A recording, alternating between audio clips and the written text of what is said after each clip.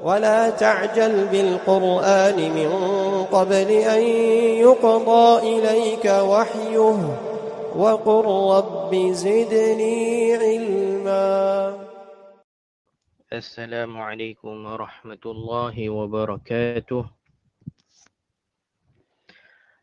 الحمد لله رب العالمين، والصلاة والسلام على أشرف الأنبياء والمرسلين نبينا الكريم محمد وعلى آله وصحبه أجمعين ومن تبعهم بإحسان إلى يوم الدين. أما بعد، فإن أصدق الحديث كتاب الله،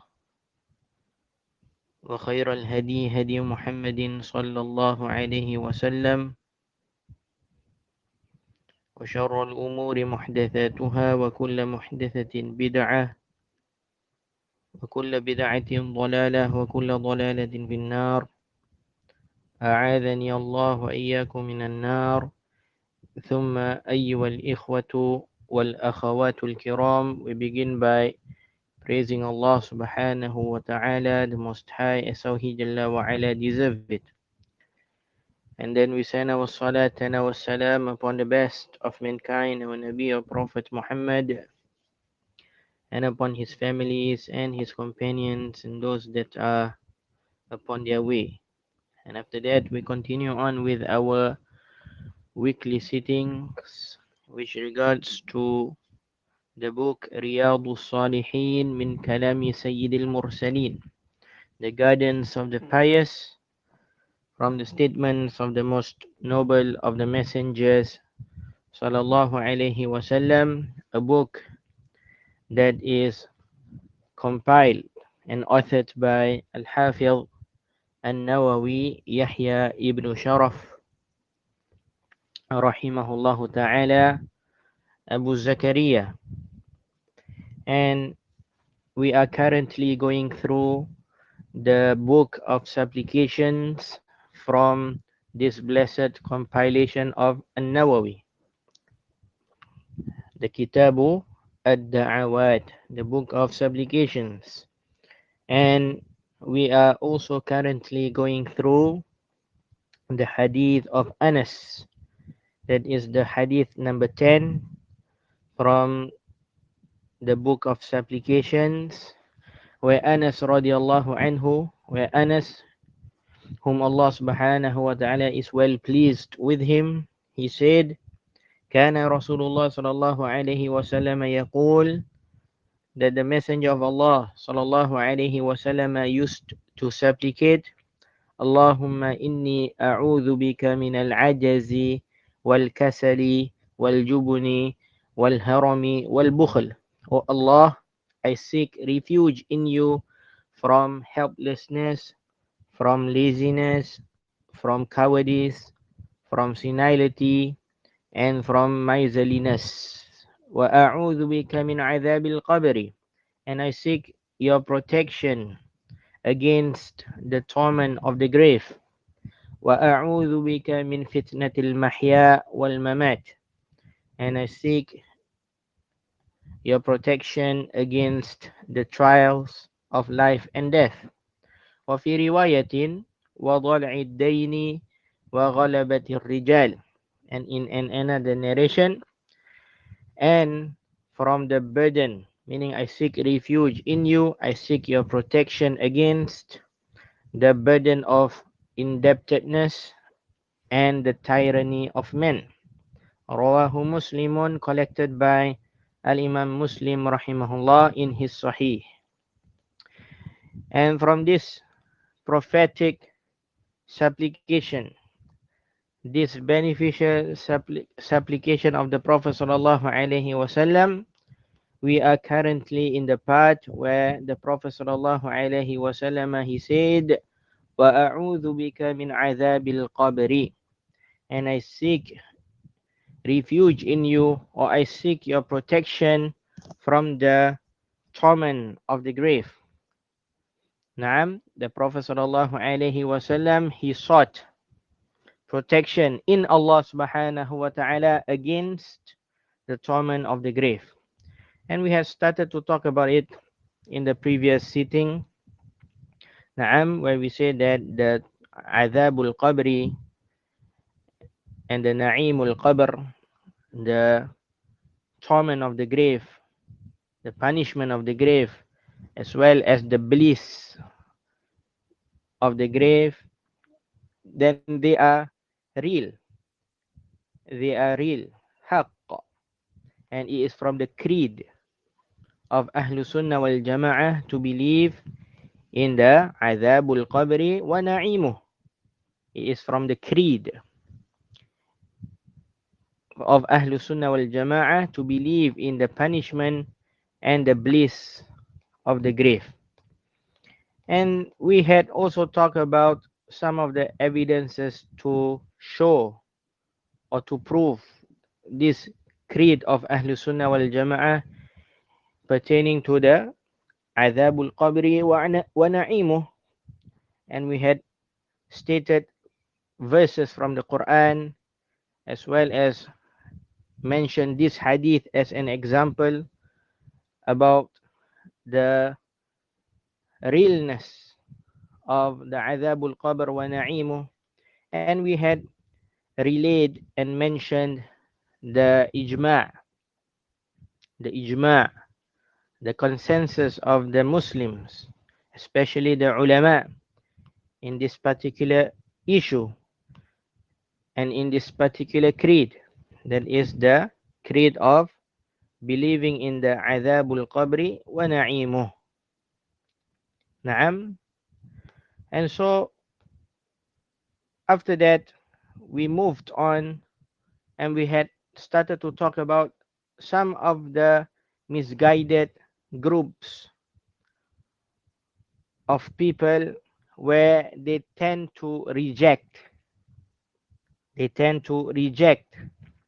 this belief. They tend to reject the belief of Azabul Qabri wa Na'imuh.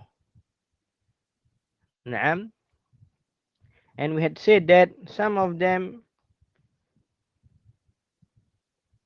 when rejecting this creed, this belief of the Azabul Qabr and its Na'im,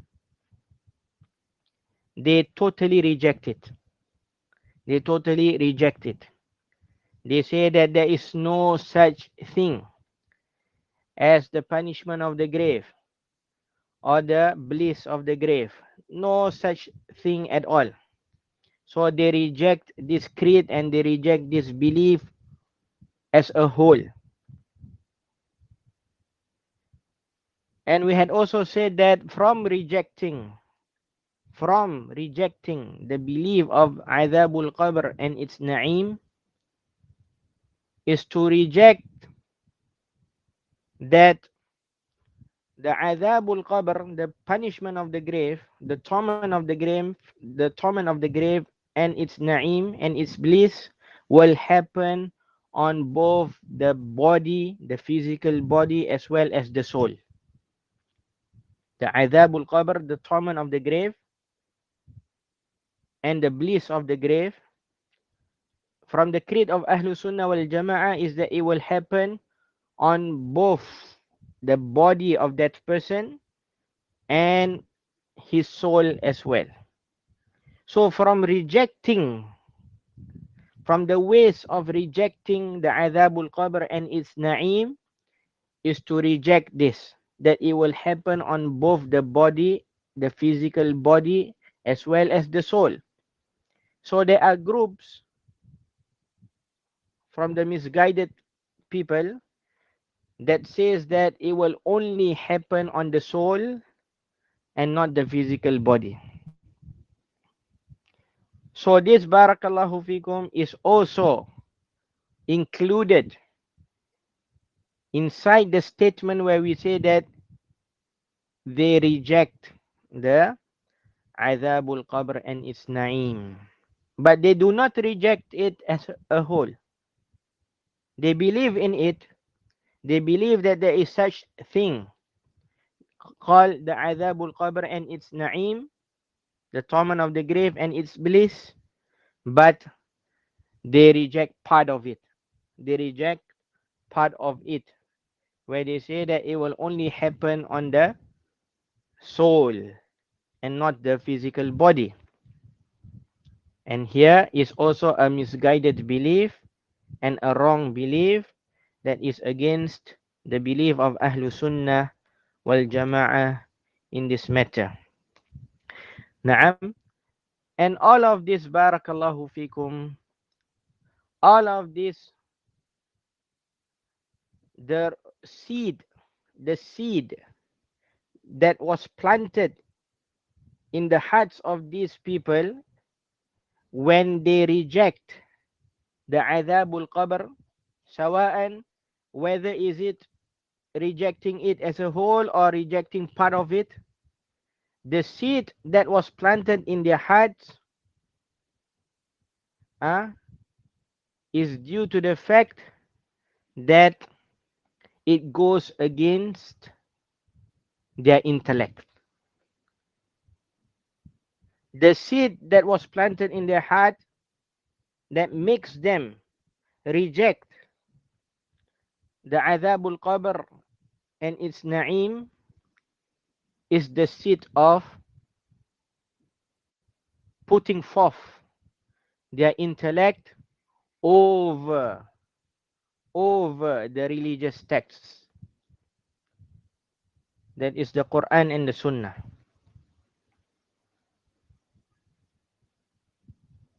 Naam.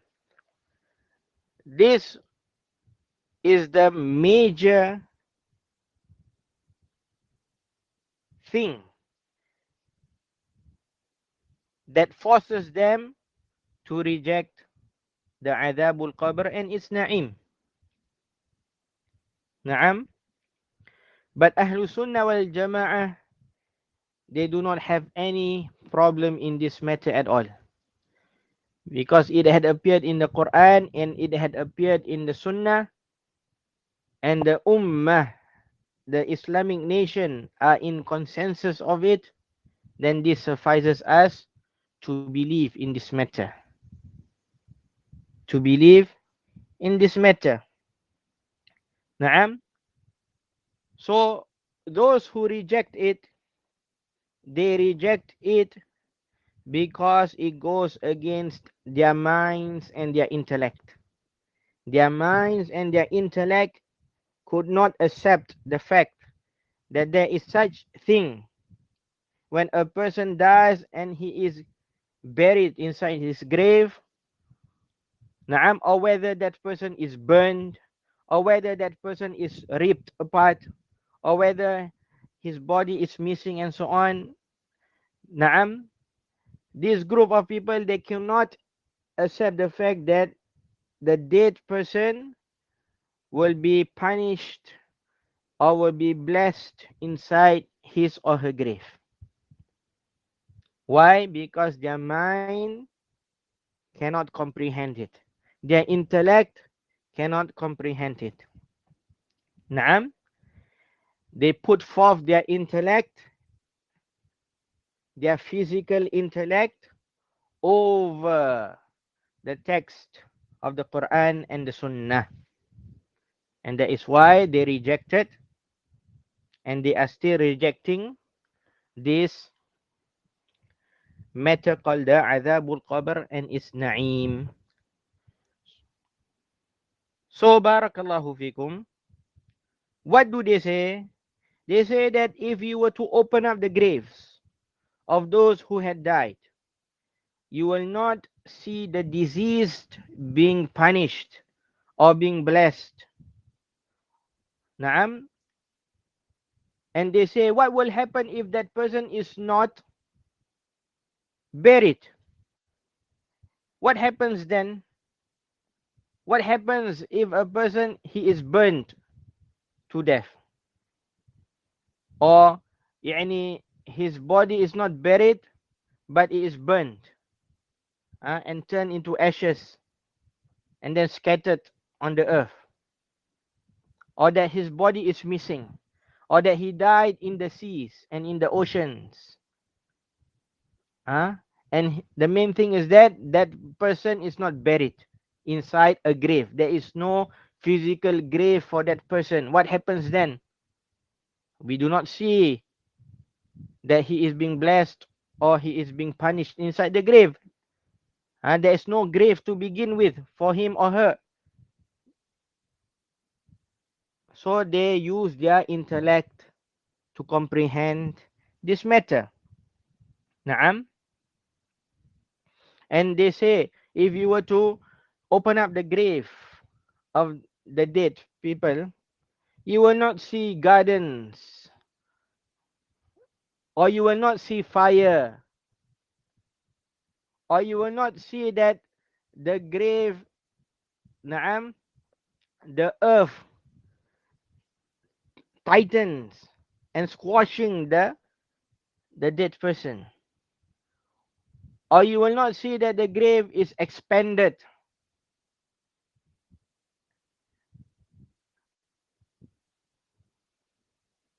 So, there is no such thing as the Adhabul Qabr and its Na'im according to them. Because all of this we cannot see. We do not see. It goes against a person's intellect. It goes against a person's physical intellect. So this is what these rejectors of the Adhabul Qabr and its Na'im claim. Na'am. But the Aqidah of Ahlul Sunnah wal Jama'ah is to believe in the unseen matters. Ahlul Sunnah wal Jama'ah, we believe in the unseen matters. And we believe in the hereafter. And we believe in the punishment and the bliss of the grave. Naam. We believe that Ahlul Sunnah wal Jama'ah, Ahlul Iman, Ahlul Athar, we believe in the unseen matters. And we believe that the punishment of the grave and its bliss is from the unseen matters. We believe that the Adhabul Qabr and its Na'im is from the unseen matters. Naam. And is from the matters of the hereafter. And about this Allah subhanahu wa ta'ala says in the Quran, in Surah Al-Baqarah, Allah subhanahu wa ta'ala, He says, Alif Lam Mim, ذَلِكَ الْكِتَابُ لَا رَيْبَ فِيهِ هُدًى لِلْمُتَّقِينَ. This is the book about which there is no doubt. A guidance for the muttaqun. A guidance for those who have taqwa. And who are they? Who are they that have taqwa? Who are the muttaqun that Allah subhanahu wa ta'ala says that the Quran is a guidance for them? And that they do not have any doubt about the Quran and whatsoever. Who are they? الَّذِينَ يُؤْمِنُونَ بِالْغَيْبِ وَيُقِيمُونَ الصَّلَاةَ وَمِمَّا رَزَقْنَاهُمْ يُنْفِقُونَ. The muttaqun, they are those who believe in the unseen. الَّذِينَ يُؤْمِنُونَ بِالْغَيْبِ. Allah subhanahu wa ta'ala began characterizing the muttaqun by the most important characteristic. الَّذِينَ يُؤْمِنُونَ بِالْغَيْبِ. Those who believe in the unseen matters. وَيُقِيمُونَ الصَّلَاةَ. And they establish the prayer. وَمِمَّا رَزَقْنَاهُمْ يُنْفِقُونَ. And they spend out of what we have provided for them. وَالَّذِينَ يُؤْمِنُونَ بِمَا أُنزِلَ إِلَيْكَ وَمَا أُنزِلَ مِنْ قَبْلِكَ وَبِالْآخِرَةِ هُمْ يُوقِنُونَ. Allah subhanahu wa ta'ala then further emphasized about their characteristic and say that they are those who believe in what has been revealed to you, O Muhammad, and what was revealed before you. And of the hereafter they are certain in. أُولَٰئِكَ عَلَى هُدًى مِّن رَبِّهِمْ. Those are upon right guidance from their Lord. وَأُولَٰئِكَ هُمُ الْمُفْلِحُونَ. And it is those who are the successful ones. So, the muttaqun, There are those who believe in the unseen. There are those who establish the salat. There are those who give out the zakat. And there are those who believe in whatever had been revealed to Muhammad sallallahu alaihi wasallam and to the prophets that had came before him alaihimus salam. And they believe in the hereafter. And the Adabul Qabr and its Na'im is from the unseen matters. Adabul Qabr and its Na'im is from the things that had been revealed to Muhammad sallallahu alaihi wasallam and the prophets that came before him. Adabul Qabr and its Na'im is from the matters of the hereafter as well. And so barakallahu fikum, for Ahlu Sunnah wal Jama'ah, then we have no problem in believing in it at all, because it had appeared in the book of Allah subhanahu wa ta'ala, the Quran, and it had appeared in the Sunnah, the speech of the Prophet sallallahu alaihi wasallam, and it is a consensus of a Muslim. It is a consensus of the Muslims. And so we have no problem at all in believing in it.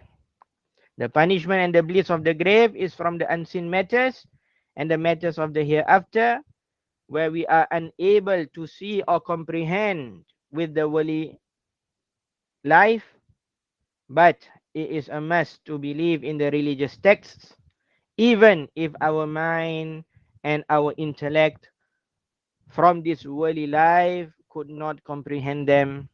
Al-Imam Abu Dawood rahimahullah collected in his Sunan, and Sheikh Al-Albani rahimahullah graded this hadith as authentic to the great companion and the fourth Khalifa of Islam, Ali ibn Abi Talib radiyallahu anhu, that he said, لو كان الدين بالرأي لكان أسفل الخف أولى بالمسح من أعلاه.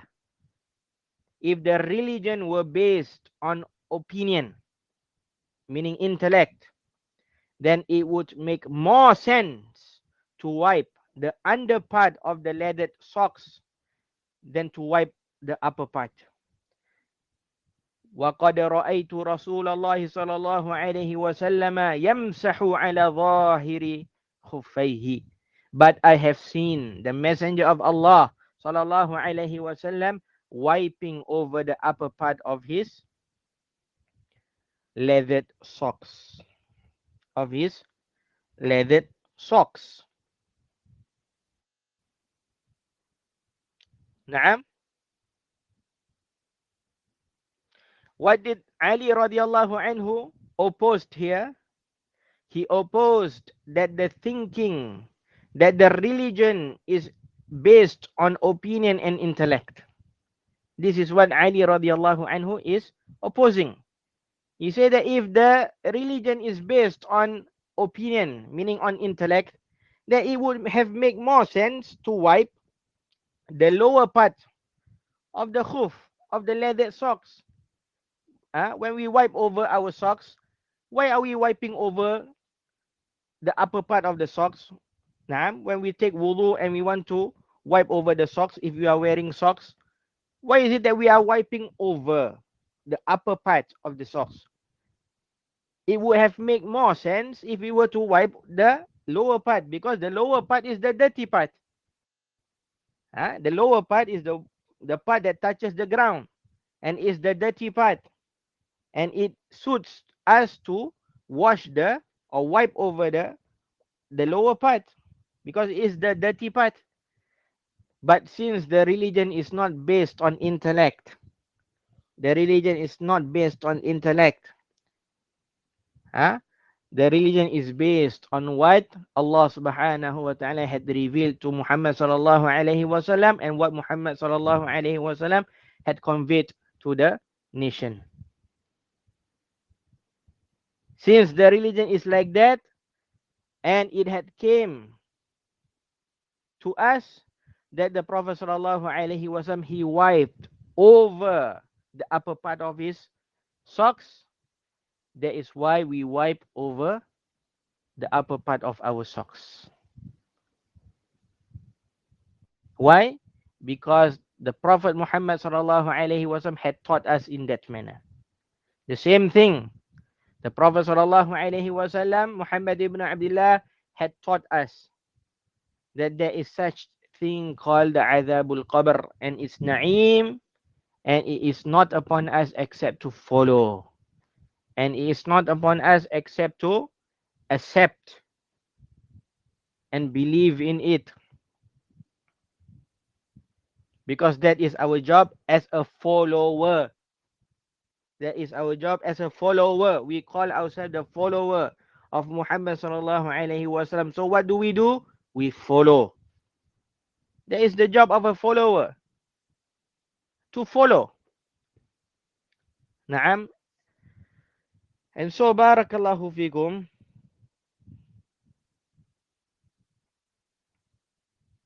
It is to be taken here that since something had came from the Prophet sallallahu alaihi wasallam and Allah subhanahu wa ta'ala about a particular issue or matter, then nothing from the opinions of the people can precede it. Nothing from the opinions of the people can precede it. Naam, and likewise here, the Quran and the Sunnah had came with the news of the punishments and the bliss of the grave. Therefore, it is not upon a Muslim except to accept it and to put aside his ego, to put aside his opinions, and to put aside his desires.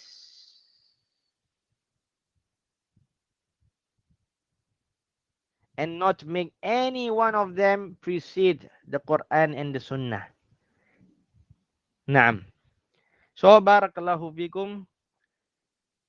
We had mentioned why and the main reason to why they reject the Adhabul Qabr and its Na'im due to their intellect, putting the intellect first before the Quran and the Sunnah. Naam. And we had mentioned that a Muslim, a mu'min, a muhsin, he does not do that. Rather, nothing for them precedes the Quran and the Sunnah. And since the Quran and the Sunnah had came with the news of the Adhabul Qabr and its Na'im, then it is upon a Muslim to accept it and to believe in it. Naam. And with an additional note here, that the punishments and the bliss of the grave, the punishment and the bliss of the grave,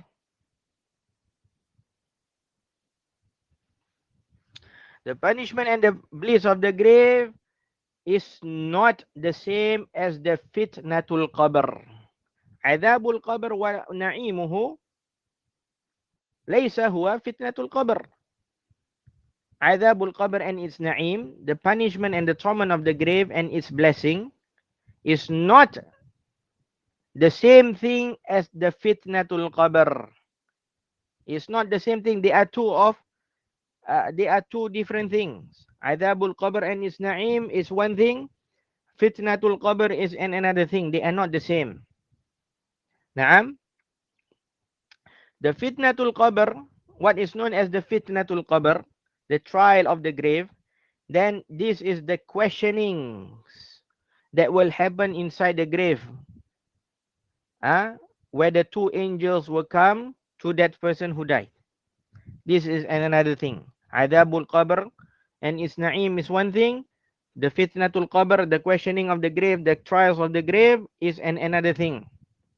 Shaykhul Islam Ibn Taymiyyah Al-Hafid rahimahullah, as found in Majmu' Al-Fatawa of Ibn Al-Qasim, he said, وَأَمَّا الْفِتْنَةُ فِي الْقُبُورِ فَهِيَ الْإِمْتِحَانُ وَالْإِخْتِبَارُ لِلْمَيِّتِ حِينَ يَسْأَلُهُ الْمَلَكَانِ.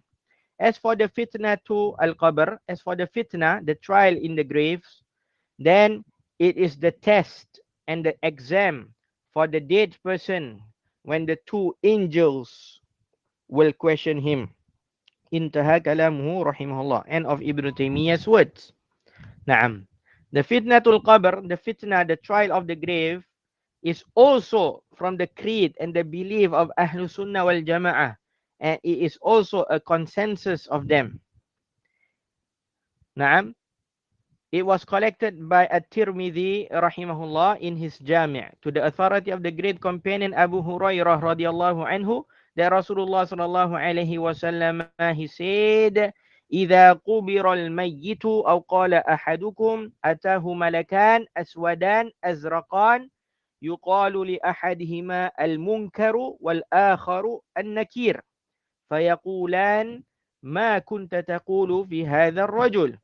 When the deceased, or the Prophet sallallahu alaihi wasallam said, when the one is buried, when one of you is buried, then two angels in the color of black and blue will come to him. One of them is called Al-Munkar and the other is called An-Nakir. Then these two angels, they will say to the deceased, what did you use to say about this man? Meaning Muhammad ibn Abdullah sallallahu alaihi wasallam. فيقول ما كان يقول هو عبد الله ورسوله أشهد أن لا إله إلا الله وأن محمدا عبده ورسوله. So the deceased will then say what he used to say before his death, that he is the slave of Allah and his messenger, and that I testify that none has the right to be worshipped in truth but Allah, and that Muhammad is the slave of Allah and his messenger. فَيَقُولَانِ قَدْ كُنَّا نَعْلَمُ أَنَّكَ تَقُولُ هَذَا. So the two angels will say, we knew that you would say this. ثُمَّ يَفْسَحُ لَهُ فِي قَبْرِهِ 70 ذِرَاعًا في 70 ثُمَّ ينور له فيه ثم يقال له نم. Then his grave is expanded to 70 by 70. Then his grave will be illuminated for him. Then it will be said to him, sleep. فيقول أرجع إلى أهلي فأخبرهم فيقولان نم كنومة العروس الذي لا يوقظه إلا أحب أهله إليه حتى يبعثه الله من مضجعه ذلك. So he says, the deceased will say, can I return to my family to inform them? Then the two angels will then say, sleep as a newlywed that will not be woken up but by the dearest of his family. And then he will then sleep until Allah resurrect him from his resting place. وَإِنْ كَانَ مُنَافِقًا قَالَ سَمِعْتُ النَّاسِ يَقُولُونَ فَقُلْتُ مِثْلَهُ لَا أَدْرِي. But if he was a hypocrite, he would answer the two angels by saying, I heard people saying something, so I said the same, so I do not know. فَيَقُولَانِ قَدْ كُنَّا نَعْلَمُ أَنَّكَ تَقُولُ ذَلِكَ. So the two angels would then say, we knew that you would say that. فَيُقَالُ لِلْأَرْضِ إِلْتَئِمِي عَلَيْهِ.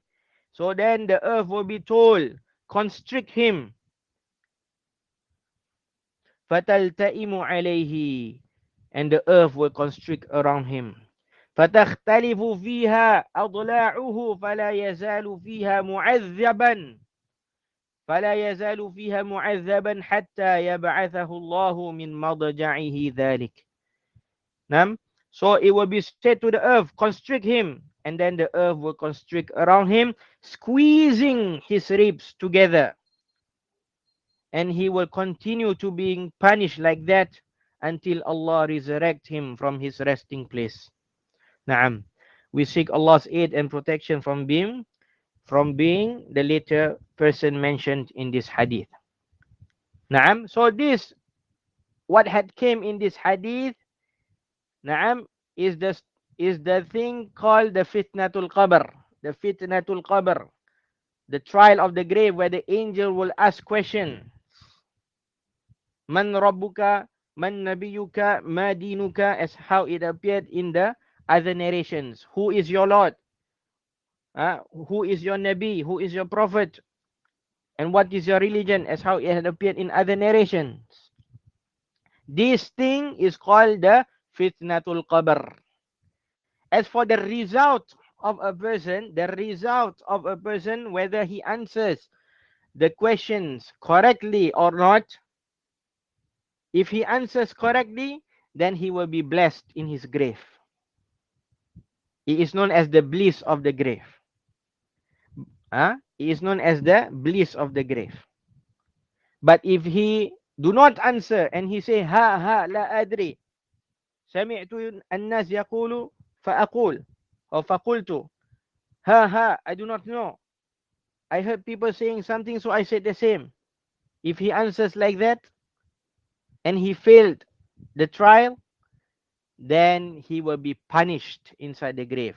So the result of the trial of the grave, the result of it is the punishment or the bliss of the grave. As for the trial itself, then it is the questioning that will happen inside the grave by the two angels called Al-Munkaru wan Nakir.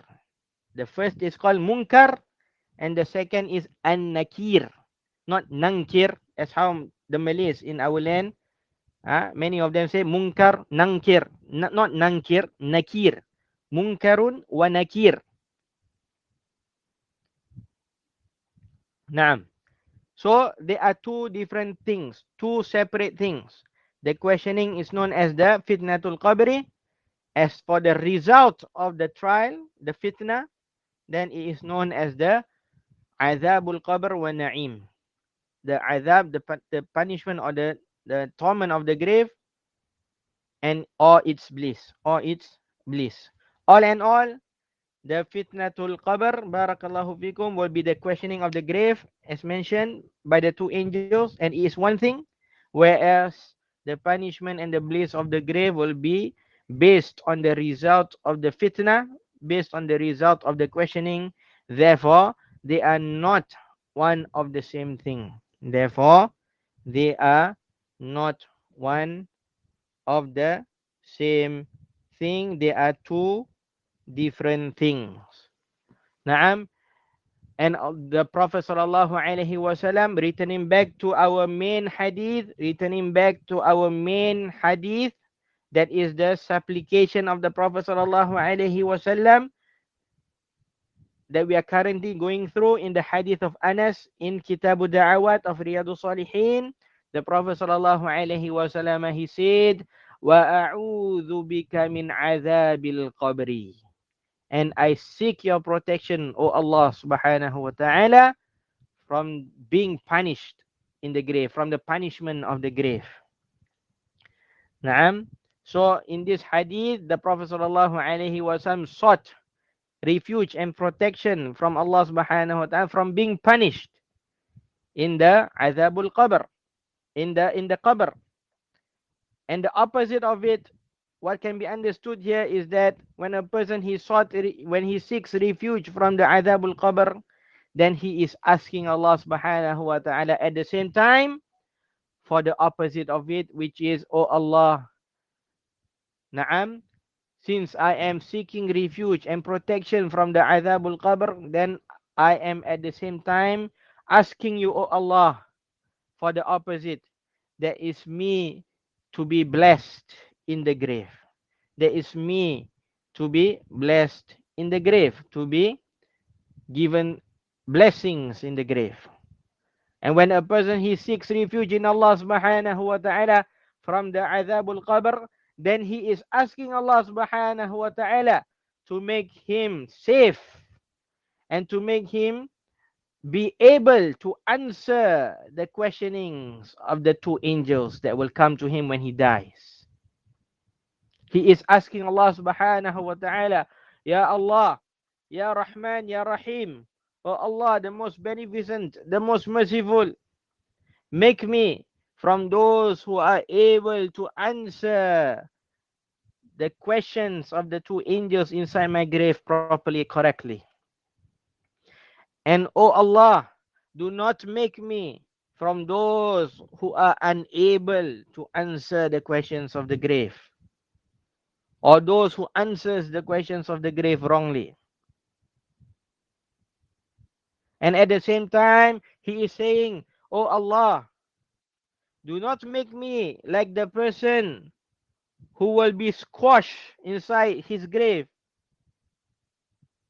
Do not make me to be that person where the earth will constrict him until his ribs will be broken due to the constriction. But Allah, my Lord, make me from that person whose grave will be expanded.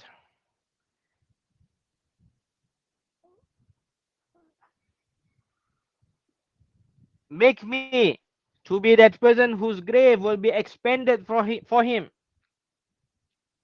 And from those who will be said to them, sleep like the newlywed. Sleep like the newlywed who is not woken up except who is not woken up except by the dearest to him. Make me from that kind of people, O Allah. All of that, all of that is included or will be included when a person he says, وَأَعُوذُ بِكَ مِنْ عَذَابِ الْقَبْرِ. Yet again showing the comprehensiveness of the dua of the Prophet sallallahu alaihi wasallam. Few words. وَأَعُوذُ بِكَ مِنْ عَذَابِ الْقَبْرِ. But it means all of that. It means all of that. And seeking protection from Allah subhanahu wa ta'ala from the adhabul qabr had appeared in many places as well, such as the dua at the end of the tashahhud and others. So barakallahu fikum. This again shows the importance of seeking refuge in Allah subhanahu wa ta'ala from the from the adhabu al-qabr. Naam. Barakallahu fikum. This is what we have for this week. And with this, we had finished talking about the part where the Prophet sallallahu alaihi wasallam he said, "Wa a'udzu bika min adzabil qabr." And we will move on to the last or the second last part, which is the fitnatul mahya wal mamat, and then we will end off with the dal'id dain wa ghalabatir rijal in the next sitting, insyaallah tabaraka wa ta'ala. Naam. And again I seek excuse for myself from the questions for this week, and inshallah when we finish the hadith we will go through some of the questions that pertains to this hadith and others as well. We ask Allah subhanahu wa ta'ala with his beautiful names and his perfect attributes to grant us all with good health and to cure those who are sick. And on top of that list is our dear Sheikh Arafat Ibn Hassan al-Muhammadi, who is also sick at the moment. But I give you all glad tidings that he mentioned to me a while ago that he is getting better. Alhamdulillah. Wa sallallahu ala nabiyyina Muhammadin wa ala alihi wa sahbihi wa sallam. Subhanakallahumma wa bihamdika la ilaha illa anta astaghfiruka wa atubu ilaik. Wassalamu alaikum warahmatullahi wabarakatuh.